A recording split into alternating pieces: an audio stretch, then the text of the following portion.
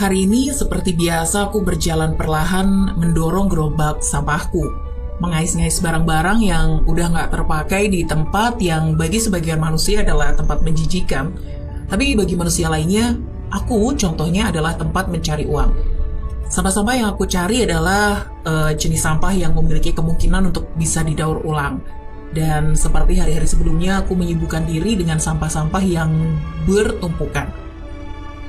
Di tengah kesibukanku memilih barang, aku mendengar suara bayi menangis. Aku terkejut. Bagaimana aku tidak terkejut? Aku sedang berada di tempat yang menjijikkan, dan di tempat kotor seperti ini kok bisa ada suara bayi? Bukankah bayi seharusnya berada di tempat yang hangat dan juga bersih, bukan dingin, kotor, dan bau seperti ini? Karena penasaran, aku putuskan mencari sumber suara bayi yang menangis itu. Setelah berusaha mencari kesana kemari, aku temukan seorang bayi mungil terbalut kain di dalam sebuah kardus yang terletak di tumpukan beberapa sampah plastik. Terlantar di pinggir jalan, aku merasa sangat sedih melihat kondisi bayi itu.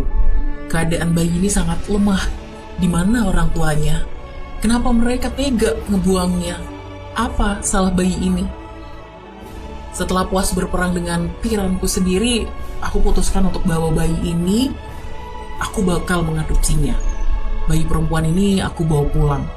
Aku tahu aku cuma seorang pemulung miskin. Tapi apakah orang miskin tidak boleh mengadopsi seorang bayi? Yang aku pikirkan saat itu, aku menemukan seorang bayi adalah bayi itu akan mati jika aku nggak menyelamatkannya dan membawanya ke rumah. Dia akan menjadi adik untuk anak perempuanku di rumah.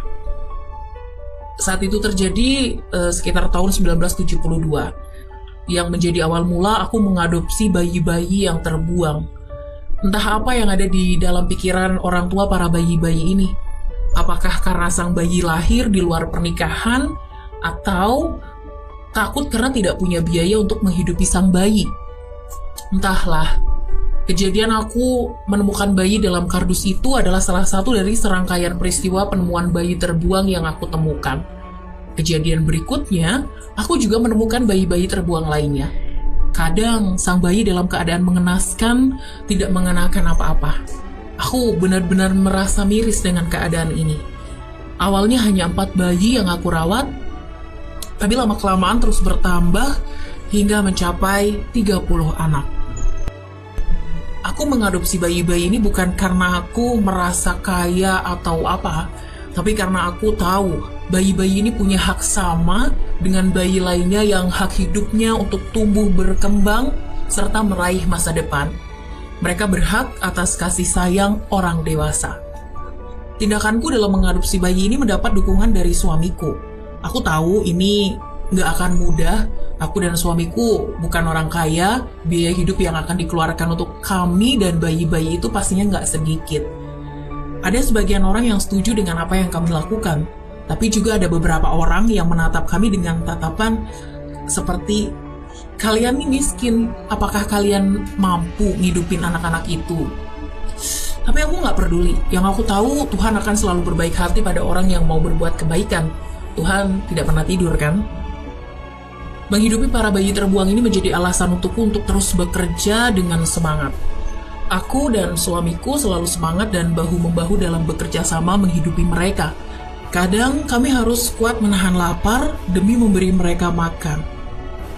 Tapi pada tahun 1995, aku harus berlapang dada merelakan kepergian suamiku. Aku jadi merasa sedih karena suamiku pergi untuk selama-lamanya. Kini aku harus berjuang bersama anak kandungku demi anak-anak itu.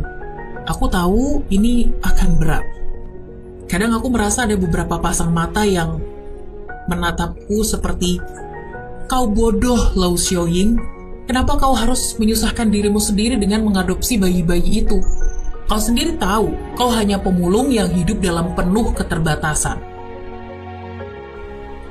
Tapi aku tetap kekeh dengan apa yang sudah aku mulai. Aku tetap berusaha dengan sekuat tenaga agar anak-anak itu memiliki kesempatan. Aku tahu itu.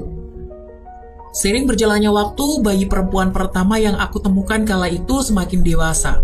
Aku menyayanginya, begitupun sebaliknya. Dia sudah bisa membantuku bekerja mencari uang. Aku, dia, dan anak kandungku bekerja sama membantuku menyelamatkan para bayi yang terbuang. Jujur, aku masih nggak mengerti kenapa orang-orang tega meninggalkan bayi selemah itu di jalan. Bagiku, bayi-bayi itu adalah makhluk hidup yang berharga.